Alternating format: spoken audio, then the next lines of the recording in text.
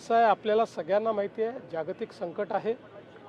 जागतिक संकटामध्ये supply chains disturb झाले असताना आणि जगामध्ये अनेक देशांनी पेट्रोल डिझेलची इमर्जन्सी घोषित केलेली आहे।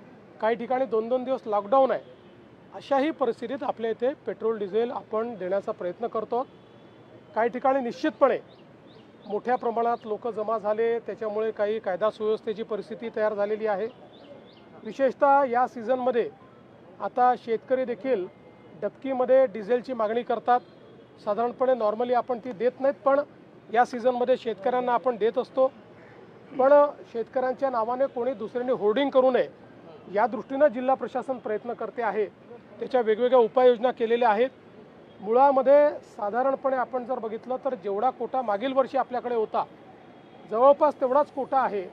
पण थोडी भीती असल्यामुळे किंवा पुढे मिळेल की नाही भीती असल्यामुळे 20% मागणी वाढली आहे। माझी सर्वांना विनंती आहे की पुरवठ्यावर ताण येईल अशा प्रकारे कोणीही साठेबाजी करू नये। परिस्थिती नियंत्रणात आणण्याचा प्रयत्न चाललेला आहे। सर्व जिल्हाधिकाऱ्यांना सूचना दिलेल्या आहेत। काही पर्टिक्युलर गावांमध्ये काही पर्टिक्युलर ठिकाणी मात्र जास्त हिंसक अशा पद्धतीचे त्या ठिकाणी प्रवृत्ती दिसते आहे। तिथे पोलिसांना देखील सांगितलेलं आहे की अशा प्रकारे जे विनाकारण हिंसा करत असतील त्यांच्यावर कारवाई केली पाहिजे।